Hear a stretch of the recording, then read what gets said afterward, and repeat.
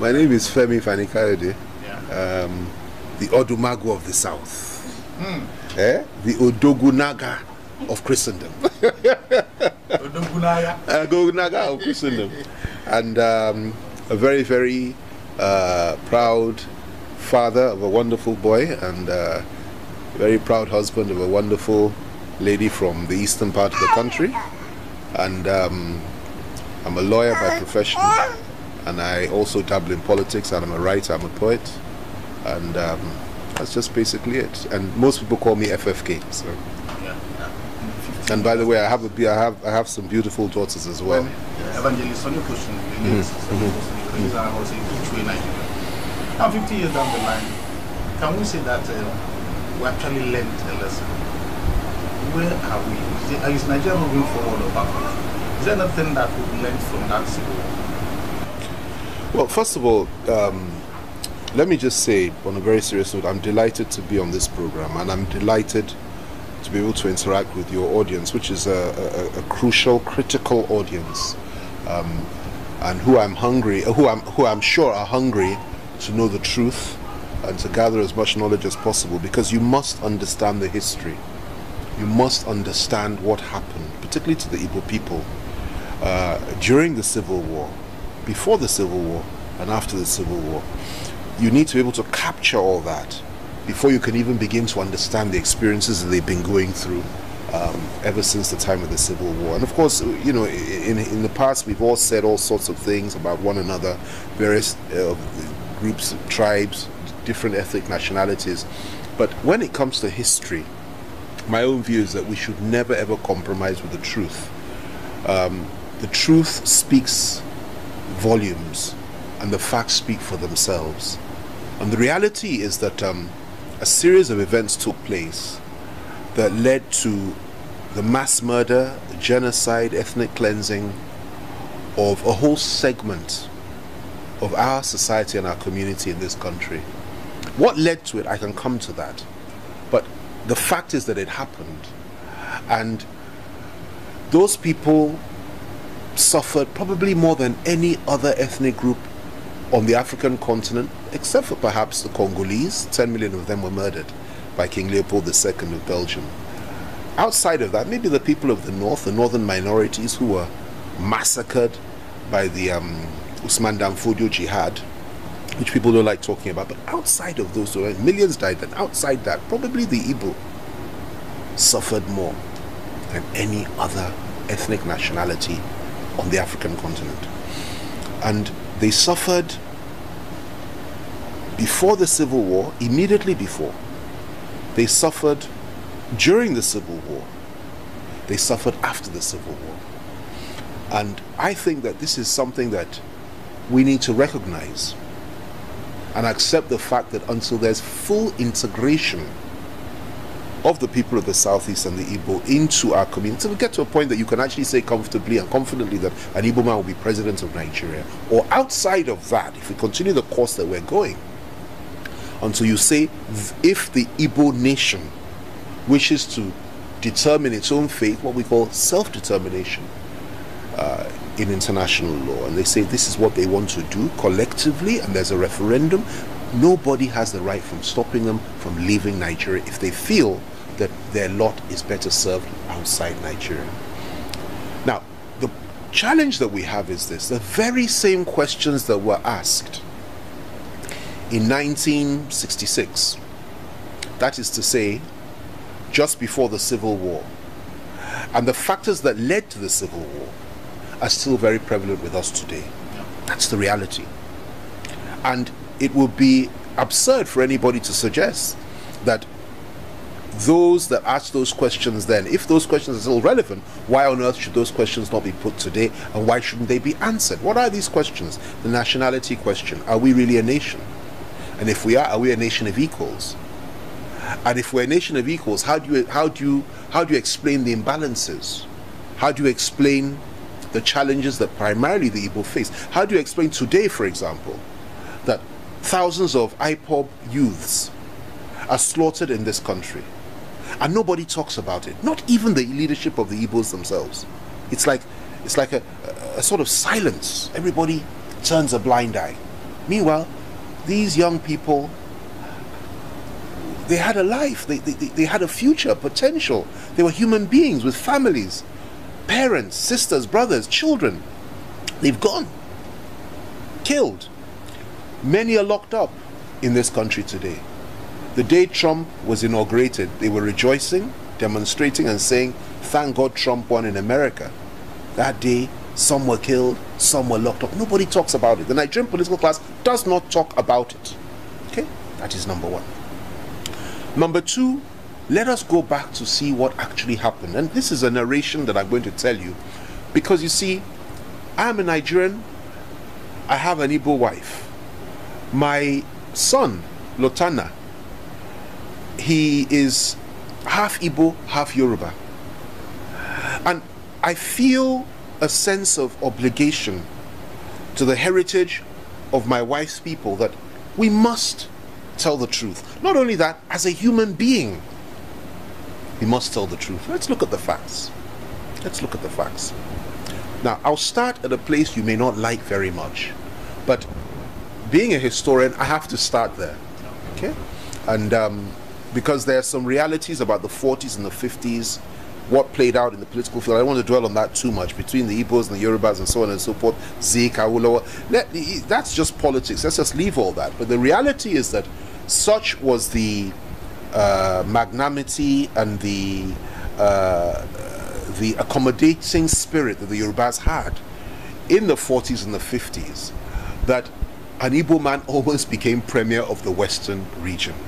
He was very close. In fact, he won the election. Had it not been for the fact that people crossed carpet and joined the action group, Zik would have been premier of the West.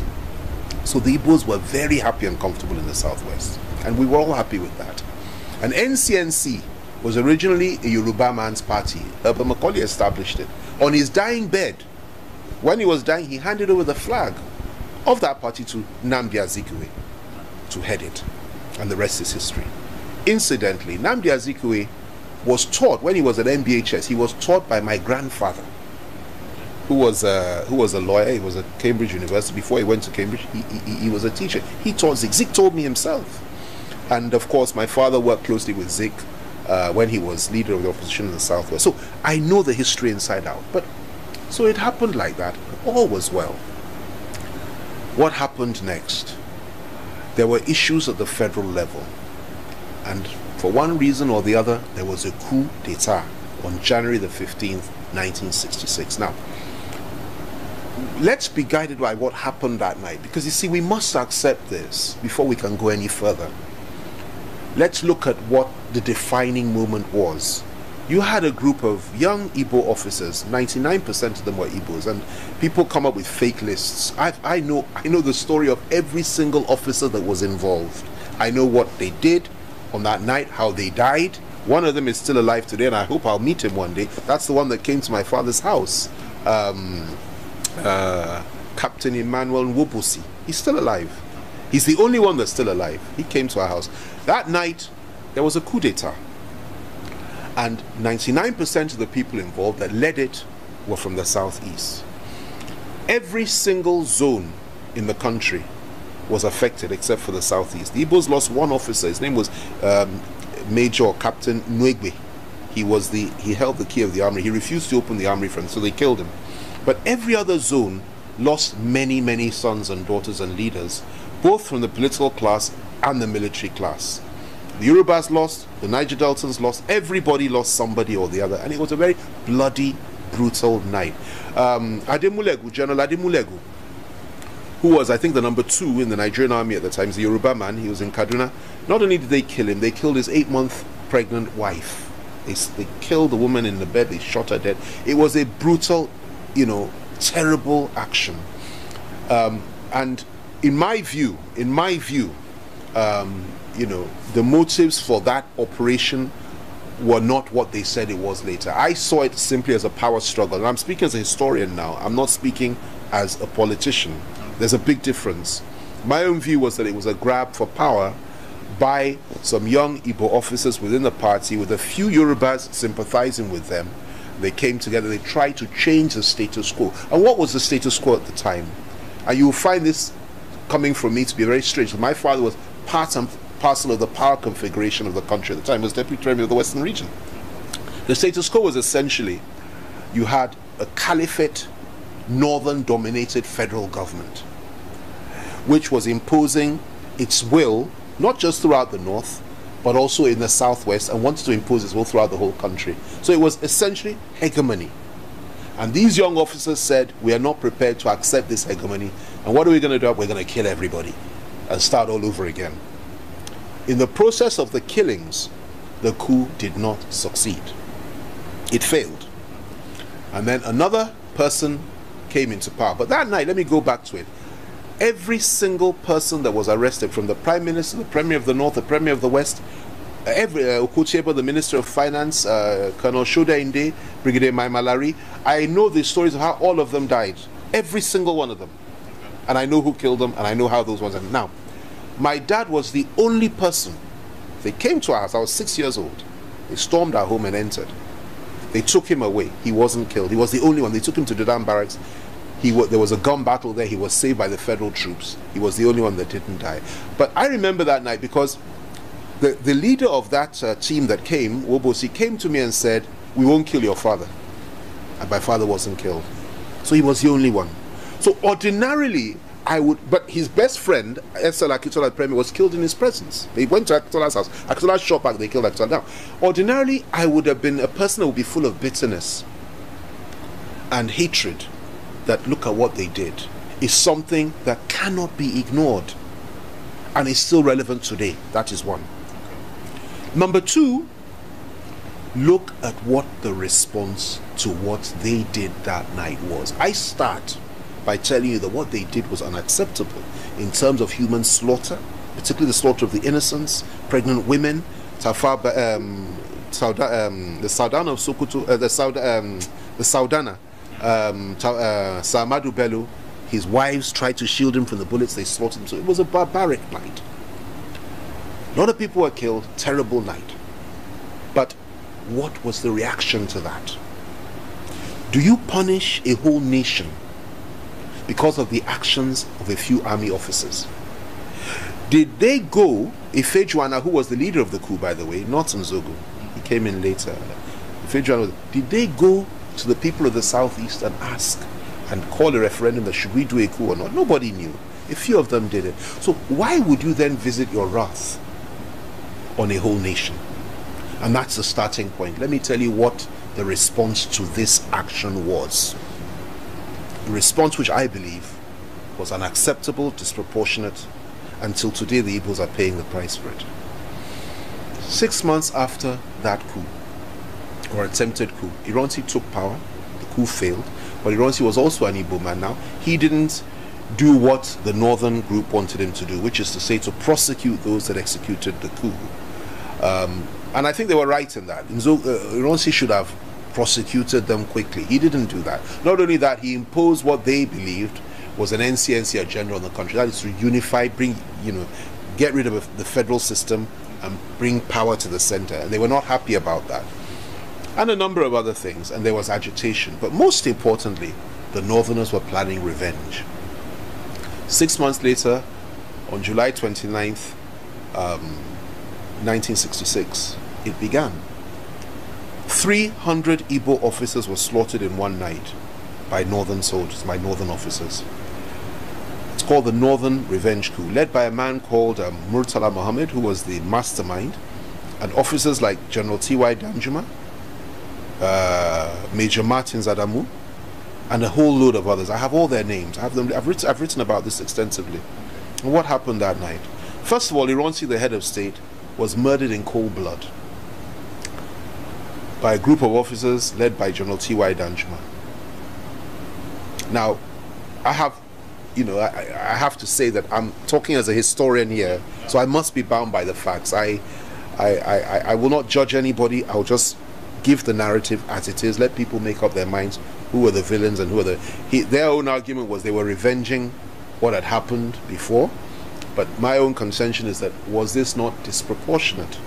300 army officers, all of Igbo extraction, were butchered that night, including an Igbo head of state, and including a Yoruba military governor of the Southwest, Faji, Colonel Faji, who was hosting Ironsi, who refused to leave his side and said, if you're going to kill him, you kill me too. They killed him as well. That was the first shot. After that, Gawan took power. When Gawan took power, of course, Ojukwu, who was a senior officer, said, look, Gawan is not meant to take power. The next person is General Oguntikpe, a Yoruba man. Why should that? He said, no, Gawan, it's our coup, it's a northern coup. We did it. Therefore, Gawan must take power.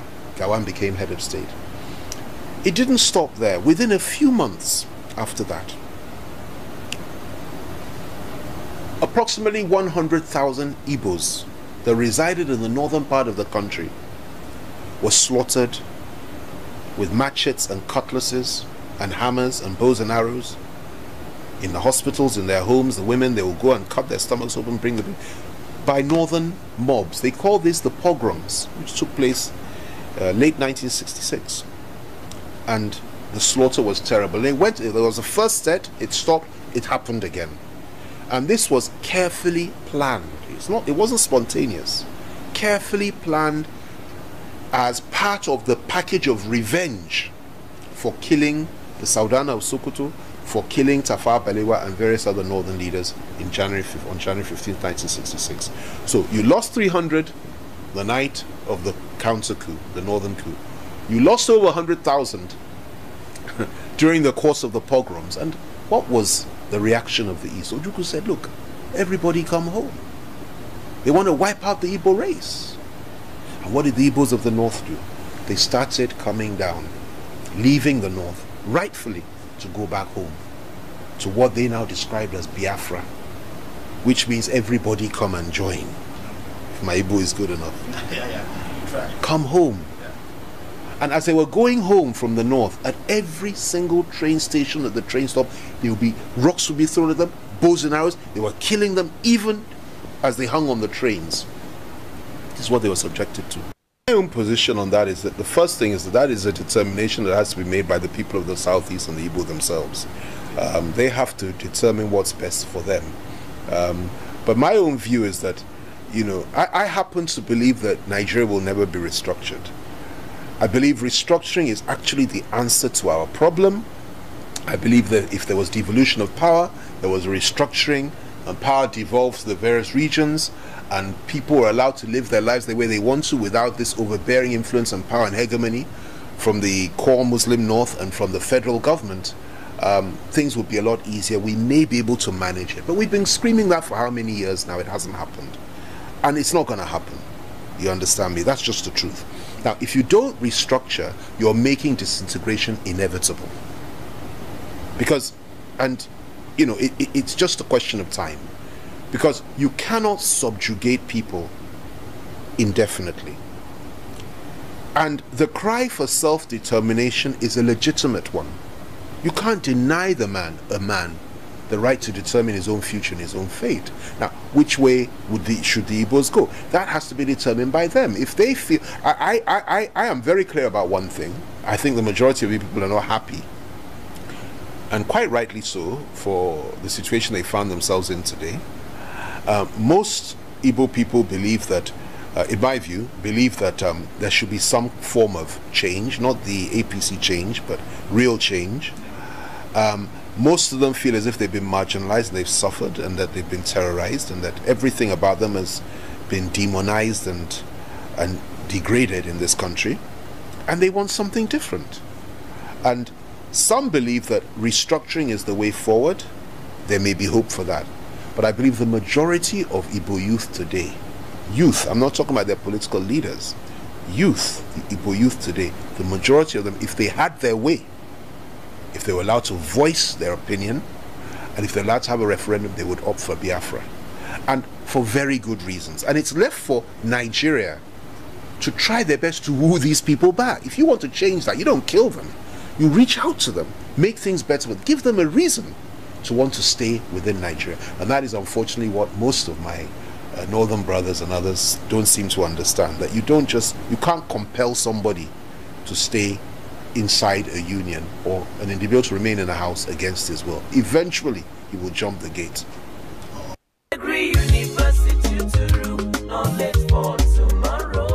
That's right. You don't have to waste another year at home. Grab the last chance to still study medicine, law, engineering, agriculture, entrepreneurial skills, qualifying for scholarships, and participating in summer exchange programs in the US. Wow! Hurry! Visit www.gregoryuniversityuturu.edu.ng to conclude your admission formalities before the window closes. Knowledge for misplaced. It's misplaced, and it's on both sides, and it's quite unnecessary.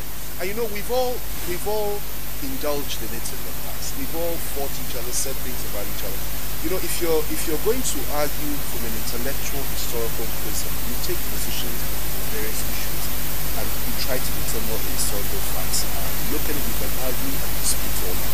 But if you're talking about a common cause and a quest for liberation, you must set your differences aside. Stop being intellectual, stop being emotional, and understand that if you don't settle your differences, you're all going to die or you're all going to be enslaved. Period. And so it's for me, it's an indulgence. It's an intellectual indulgence to be discussing who did what 1,500 years ago between the Igbos and the Yorubas. We can do it, and we've all done it. I've written about it. Others have written about it. I've had disputes with the Igbos in the past in terms of historical fact. Because you see, what happens is this. People revise history. We all do it. The Yorubas do it, the Igbos do it, the Northerners do it, the best of all. And they now tell their children this is what happened. By the way, the other people that are very good at that are the Egyptians, funny enough. They demonize those that did not succeed in history. They control those that succeed, and they revise history. It's a terrible, terrible thing. And it only happens in Africa. If you go elsewhere, history is... I can go through the history for you, but it will take a very long time. There were so many issues between the two groups. If you talk about betrayal, it didn't start during the time. Most people will tell you, okay, Zeke won, but the Yorubas betrayed him. It didn't start there. The betrayal started long before. The suspicion started long before. But what we need to understand is that there was a time when we were all together. I told you that my grandfather taught Zeke at school. Not only did he teach it, when Zeke came back from America, he went to university in America, he came back. My grandfather, Yoruba man, was the person that chaired the occasion. Then they welcomed the Igbo State, the Igbo Union welcomed, did a dinner for me. My grandfather is not a Igbo. We were all together in the 40s. There was no action group until 1951. I think the Yoruba Party, it was NCNC. We were all together. But what happened, the reality is this, whether anybody likes to do it or not, there was a very strong streak of Igbo nationalism that suddenly captured the leadership of the NCNC. And that's when the suspicion started. Because the Yorubas now thought, but we've all been together. We're all, but you know, you guys, there's the Igbo nationalists. That is it's called the Igbo. What was it called? It's called the Igbo Union.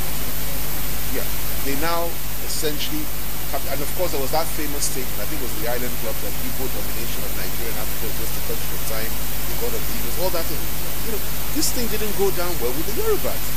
Consequently, I think it was Daddy Onyama, great man, who is the father of the present Minister of Foreign Affairs, by the way, and who went on to be a great jurist. He became a judge in the International Court of the Hague. He came up with that idea. And then Zeke, unfortunately, re-echoed it as some meeting. That was it. The Yorubas now started getting together. That's how Egbe Omodudua was formed. Action Group was now formed in the Yoruba Elders Party, and then this established Action Group. Action Group did not come into existence until 1949-1950 as a direct reaction to what was seen as the rise and power of Igbo nationalism in the Southwest. It was like a defense mechanism. That, look, they're doing their own, let's do our own, and that's how the real rivalry started. Okay? And even at that, of course, the majority, there were many, NCNC was so strong in the Southwest, Adilabu, so many others. My dad started in Action Group, he joined NCNC in the end. You know, so there was a lot of representation. Yoruba land was split into two, NCNC and Action Group. But we were all together. That's the point I'm making. Now, I think during the course of or just before the Civil War, during the course of the Civil War, I think that's where the difficulty started. Because when Awolowo was released from prison, the story goes that Awolowo betrayed the truth by simply not allowing the draft public to before the draft. And that's where it's always been true. But again, wasn't as simple as that. Because it is true that he said that Yorubas would follow, if Biafra was big, Yorubas would do their own thing. It is true that he said it. But there's no way he could have effected it. And I'll tell you why. At that time, Lagos was the capital of the country. Northern troops flooded the whole of the southwest. They made sure that there were Hausa, Fulani and Northern soldiers everywhere. So there's little we could have done. What Awolowo did, because I know, because when he was released, there was a famous meeting of the Yoruba leaders. Both groups, there were two divisions in Yoruba land. Those led by Akintola, who had been killed. My dad was his deputy. So my dad led Akintola's meeting, Awolowo led his own meeting. It was like a reconciliation with the Yoruba leaders. It was chaired by General Adebayo, who just died recently. A great man. At that meeting, it was at that meeting that Awolowo was declared by affirmation as leader of the Yorubas. At that same meeting, my father, Chief Emiletu Kayode, was declared by affirmation deputy leader of the Yorubas. So you had one from each side. So I know what happened. After that meeting, Awolowo insisted that before doing anything, he had to go to the east to go and see him. And he went. When he got to the meeting, minutes of the meeting were taken, already dismissing that it was their offense. Awolowo was back. And at that meeting, he told me, yes, we agree, but give it time. Don't go yet. Give us the opportunity to get these guys out of Yoruba land. Once they're out of Yoruba, we don't have the force around them. We can now safely say they're leaving. But if we say it now, it will slaughter our people from house to house. It will impose subjugation on us. That was what he told them. He came back, and when he came back, not too long after that, the people, regardless of that, started declaring secession, attacked the West. That is what happened. Now, you know, that is the reality of it. You may choose to blame who you like. And, you know, in my own view, if I had been Awolowo, I may have done it differently. I'm not criticizing him. I'm not, you know, but I may have done it differently because I would have appreciated the fact that these guys, whether they're with you or not, even if they're soldiers or they're never going to let you go anyway, so you do what you have to do. But he took it in a different way. Now, what happened? The next thing that happened, where I think that I would have made a bit of a mistake, which was that he was promised, you know, he was given power and authority and brought into the federal government as effectively the de facto, well, I won't say leader, but he was the most powerful civilian in that government. And the understanding was that after the war and after the military goes, he may open the way for him to become president of Nigeria. I believe that that is what may have been what motivated him, because Awolowo was never comfortable with Northern hegemony. In fact, he fought it more than anybody else. So it seems strange that he would have suddenly decided to take this course. And just before I continue this now, let me go back a bit. You spoke about betrayals and so on. You said the Yorubas would always support the North against. It's not true.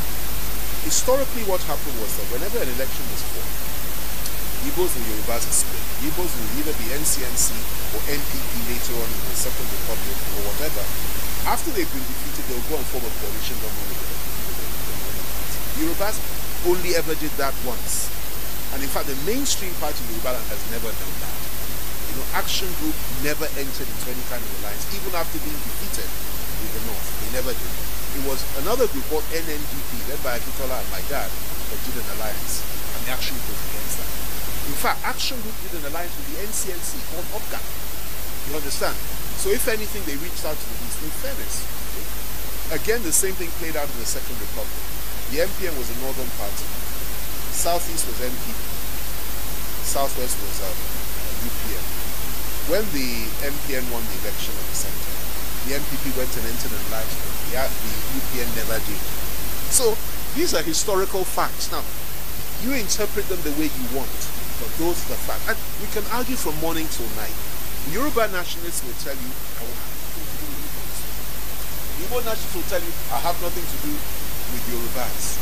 They did this, they did that, you know, each flying. But the truth is that if we don't come together and put our differences aside, forget about the history, learn from the history, that we will not make the mistakes that both sides made. This pettiness, this rivalry, this unnecessary acrimony between the two groups and build bridges. Know that I feel Nnamdi Kanu's pain. I was in Kuje prison with him. I feel his pain. I feel for him and his people, and I admire his courage. And it's interesting that more Yorubas, Fayoshe, myself, and other key Yoruba leaders are speaking up for Nnamdi Kanu and supporting Nnamdi Kanu, probably more than some of his own Igbo leaders. And I find that very curious, because we feel that pain. We're all in it together. So it is an expensive luxury to continue this rivalry. Yes, we may have our differences, but at the end of the day, you know what? We share the same worldview. We believe in a multi-party, secular state, plural state, where everybody is allowed to live their life the way they want, where you don't have religious laws imposed on you, and where the rule of law prevails. And we believe in excellence. We believe in hard work. We believe in a good education. That is what civilized people do. And we have all that between us, unlike others who have a different worldview of ethnic domination, religious domination, and they must impose their will on us, impose hegemony on us, and turn us all into slaves. And that's the difference. So we must come together. I always tell people, if my son, Aragon, had been alive and of age during the Civil War, he would probably have fought on the Igbo side, the African side. And if he had been a little baby at the time, and he was living in the East, God knows what fate would have befallen him. Because I see all those pictures of little babies dying. And I look at it from that prism. So I'm a great believer in building that bridge. We must put this suspicion aside. And where we, the Yorubas, got it wrong, we reach out. Because after all, the truth is that the Yorubas have done very well in the Nigerian Federation since 19. So if anything, I would say probably we're the stronger group in the sense we benefited a lot, but we have not suffered.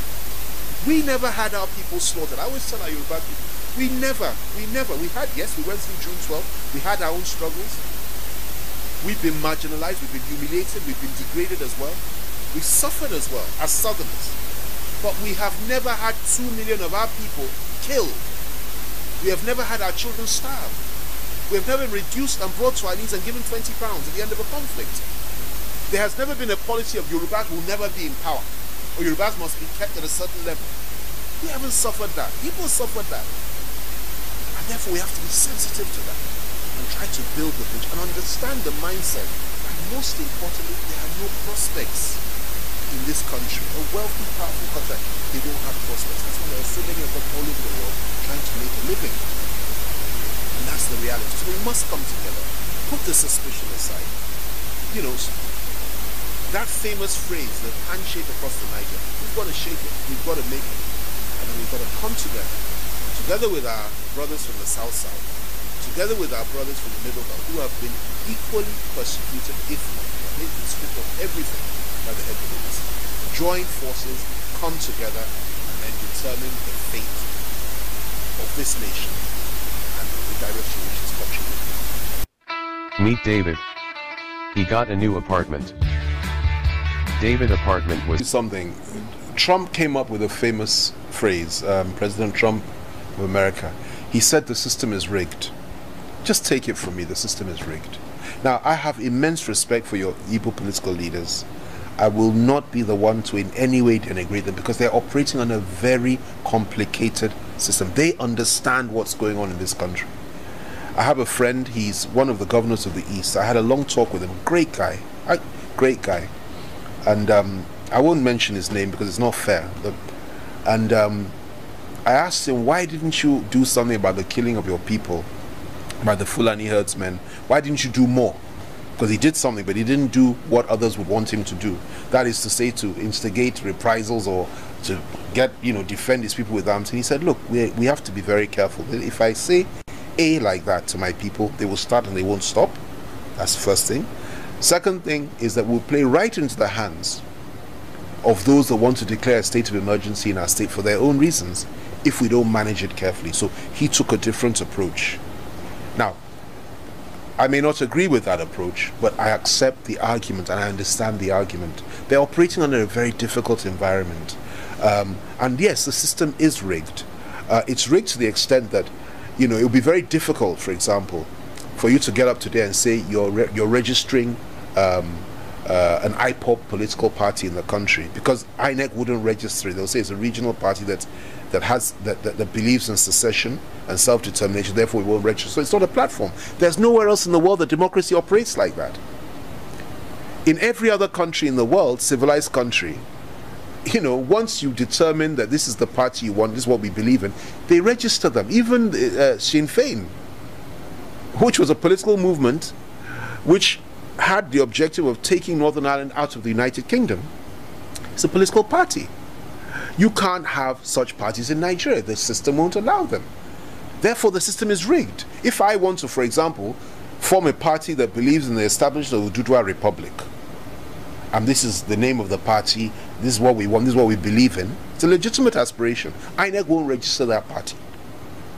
So how can you tell me this is real democracy?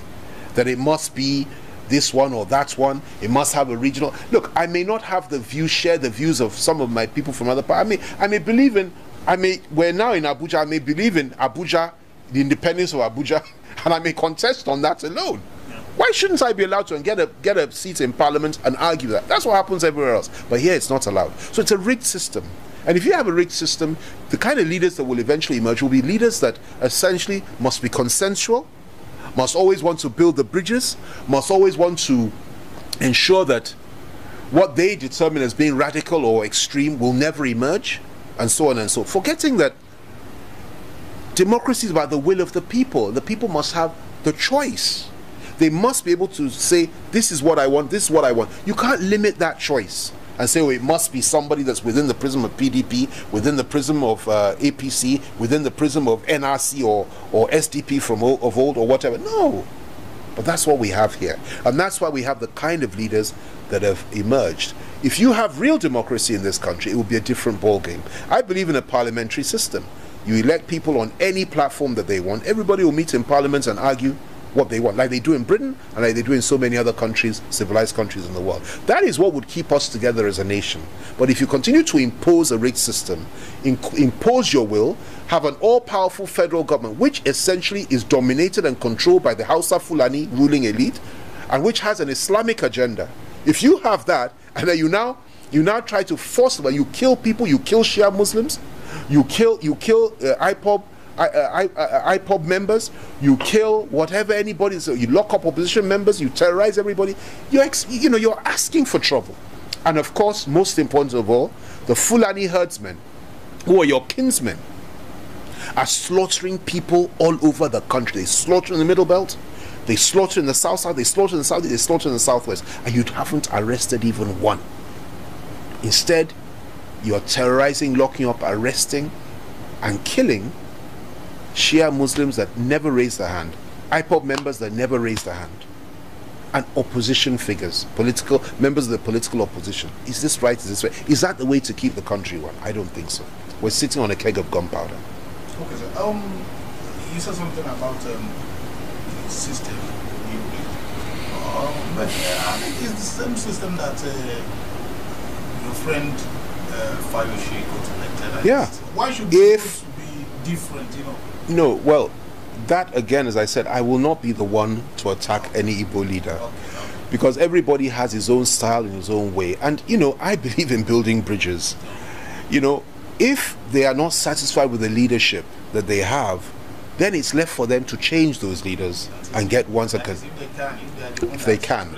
But the reality, I've told you why you have that kind of sentiment. Fayoshe is different. He's Peter the Rock. He is Oshokomole. He's a strong man. He's one of our strongest men, a good friend of mine. And he's fearless. That's why he can do what he's doing. How many Yoruba governors do that? Call on any of the other ones. They won't do it. Whether APC or PDP, they won't do it. They went to lock up they wanted to arrest my wife and my young son because just to persecute me. They did nothing wrong. They went and stormed the bank. Oshokomole came there and freed her himself. You understand what I'm saying? How many men can do that? He's different. And that's why he behaves and does the sort of things, because the Spirit of God is so strong in him. He's fearless. And some of us are like that. At the end of the day, he who loves his life shall lose it. He who lives, who is ready to lose his life for a righteous cause shall gain it. And that's where we've got to. Let God rule in the affairs of men. We don't fear these people. That is why he's different. What you need is to identify people that have the Spirit of God in them, that have the fear of God in them, and that are actually fearless. They don't even fear death, knowing that if they die today, they go to heaven. End of story. And we will not die. We will live long and prosper, by the way. It is our enemies that will visit, God will visit what they wish for us on them, whoever they may be. We will not die. We will live long and prosper. But we don't fear death. Only God will determine our future. And once you have that spirit, you can say or do anything.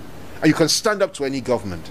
And I encourage the Igbo people, if they feel marginalized, rise up and say, we've had enough, and stand on the side of the people. Say, we want a better deal in Nigeria. I'm not saying people should go and pick up arms and kill people. No, we don't do that. It's the other side that do that. 808 Christians slaughtered in Kaduna, southern Kaduna, on Christmas Day and Christmas Eve.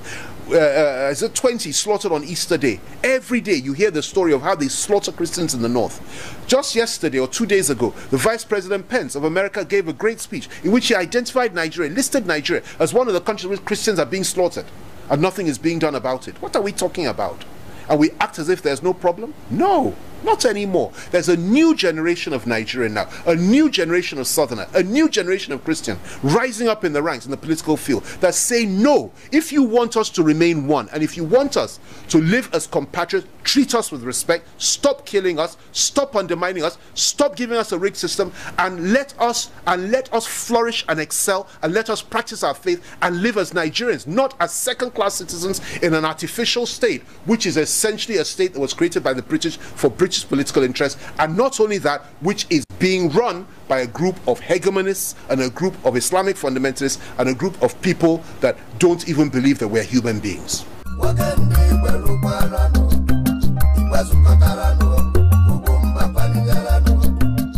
This country cannot be solved by partisan politics. It's just been my view.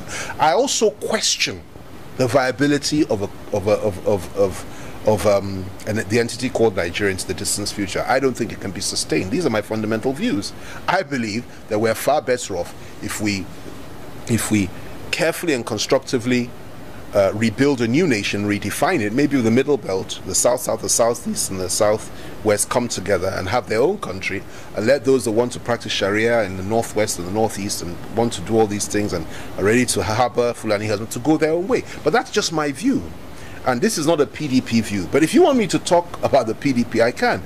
The PDP are virtually helpless right now because they've been emasculated. Why? Because somebody was imposed, an agent of the government was brought in by guile and by stealth and by deceit, managed to fool the majority of party leaders. I was the only one that stood up at the time, together with the Ministers' Forum led by Turaki and a few others, that said this man is a Trojan horse. He came in and they brought him in, and the rest is history. You know, the government want Ali Modu Sherif's group, 5% of the party, to be recognized because they know they're actually working for them.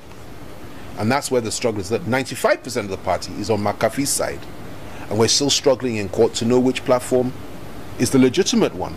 That's why the opposition is quite weak. But the good news about that is that individuals rise up to fight government even without political party structures behind them, and that's why that's what some of us have been doing. So when the party has sorted itself out, then we have a platform. Then we can oppose the government, as should be the case in any democracy. And I'm hoping that'll be soon. I'm hoping the Supreme Court will go the right way. Once they determine that, we have our platform back, and we'll take them on and we will defeat them at the next election. And that will be one step in the right direction to eventually solving the problem of Nigeria. Welcome to Gregory University Uturu, the choice academic destination for sound entrepreneurial training, securely located in a serene academic environment with modern state-of-the-art infrastructure, fully stocked on and offline libraries, equipped research laboratories, decent lecture halls, and a sports complex that boasts competitive indoor and outdoor game facilities. Application for admission into various programs in the 8 colleges of medicine and surgery, engineering, law, agriculture, environmental sciences, natural and applied sciences, humanities, social and management sciences for the 2016-2017 academic session has commenced. Visit www.gregoryuniversityuturu.edu.ng or call 0700 Gregory Uni for more information. Gregory University Uturu, knowledge for tomorrow.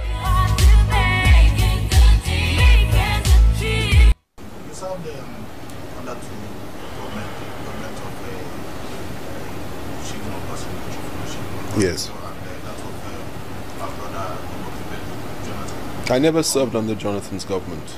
Well, I mean, he's a special spokesperson within the campaign. Yeah, I was director of media and publicity for his presidential campaign organization. Yeah, so I worked for him very proudly. So, and I believe he's a very good man, a profoundly good man.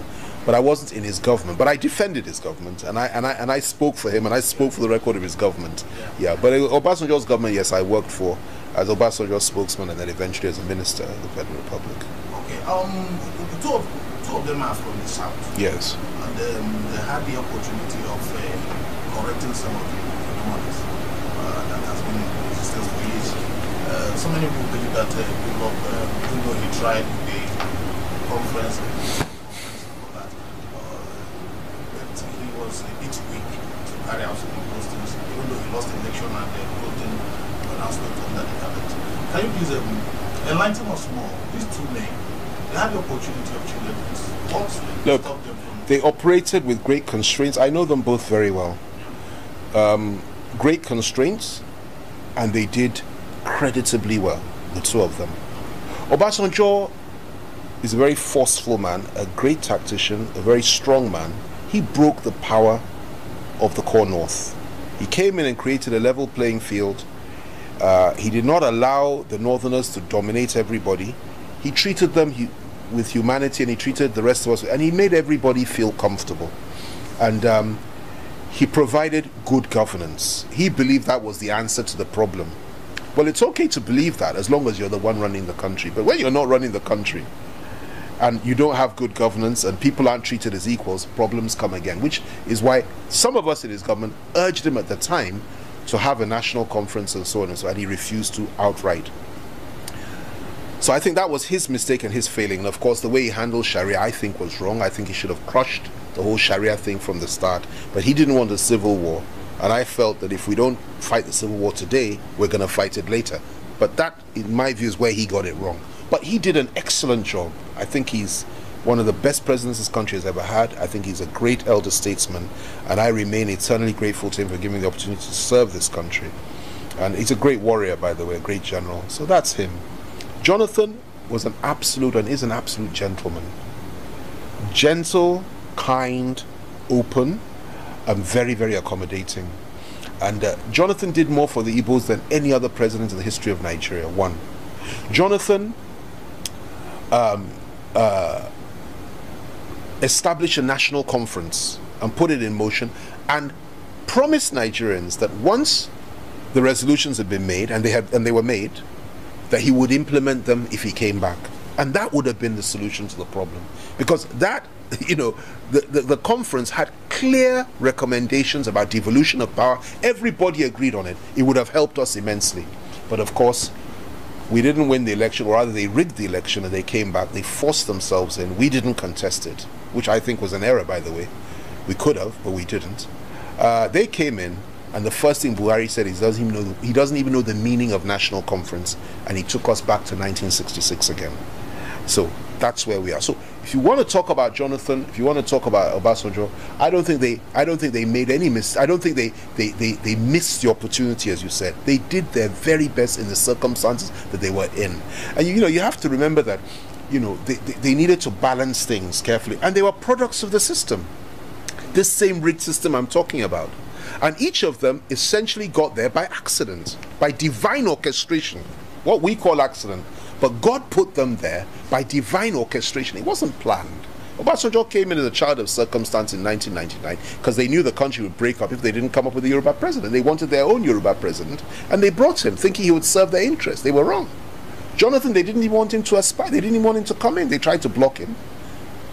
But eventually he came in. And they had to live with that. He won an election in 2011. They had to live with it for 4 years. Jonathan did everything he could to appease the North. In fact, to a fault. His mistake was that he appeased them too much, and I believe that he was not as generous to the Yorubas as he could have been, except towards the end. So he lost a lot of support in Yoruba land. He helped the Igbos, he helped the South, he helped the core North. The core North never reciprocated that when it came to electoral votes. The Yorubas would have done so, but unfortunately, he was misled on that. and the Yorubas were effectively marginalized for some time during his government. Later on, 3 months before the election, he came back, and even with only 3 months of running around and fighting for him and so on, 49% of the Yoruba vote went to Jonathan during the presidential election. People say, oh, the Yorubas supported Buhari. It's not true. 51%, Tinubu's group, 51%. But we got 49%. And if we had been doing that work for 6 months to 1 year before the election, we would have got almost 80%. We would have taken off Tinubu's pants in the Southwest. But as things stand now, those in the Southwest who supported Buhari and that bow to Fulani hegemony have now realized they made a mistake. And they have joined our ranks, and our ranks are swelling every day. So I think that both men did credit really well. I'll also say something that may be a little bit controversial, and I don't take any joy in saying this.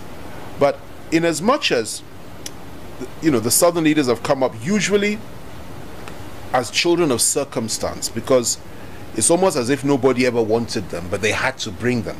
The same thing happened with Ironsi. The same thing happened with Obasanjo the first time. So people died, and therefore they came in. The same thing happened with Obasanjo the second time. The same thing happened with Shoneko. The same thing happened with Jonathan. If you look at it, it's a very strange thing. It's never contrived. It's always by circumstance. But it is also interesting to note that every single core northern leader in this country, in the history of our country, from day one, and when I say core north, I mean northwest and northeast, every single one of them that has ever ruled this country has either been killed on the throne, has died on the throne, or was removed in a coup d'etat and detained for 3 years or more. That is a very strange thing. If you want me to go through the list, I will do so. And I don't say this with any relish or joy. They're human beings, and you know, it's a tragedy, but the fact is, this is what you have to ask yourself, if that is the case, what is really going on? Let me go through the list.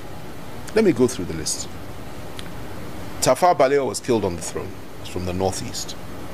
The next person from that part of the country that came, who was put on the throne, Gawan is not from there. The next person that came in from there was Murtala Mohammed. He was killed on the throne. The next one that came in after that from there was Shagari. He was removed in a coup d'etat and detained for 3 years or more. Then Buhari, removed in a coup d'etat, detained for 3 years or more. Babangida is not from there. He comes from the middle belt. Okay, he's from the north central zone. Okay, the next one that came in after him from there was Abacha. Abacha was killed on the throne. The next one that came in after that, from that part, Abdul Salam is from the middle belt. The next one was Yaradua. Yaradua came in, he died mysteriously on the throne. Okay, of course Jonathan is not from there. Then Buhari has arrived. Today Buhari, we don't know where he is, we don't know what his condition is, but we know he's in a critical situation. And what I'm trying to tell you is that there's more to this than meets the eye. And we need to understand sometimes that even what we do things and we say things, at the end of the day, God himself is the one that determines who will become leader. You can bring anybody you like. You can bow to anybody you like. That one you bow to, if God says is no, God will give you a sign. And that's what I'm prepared to say on that.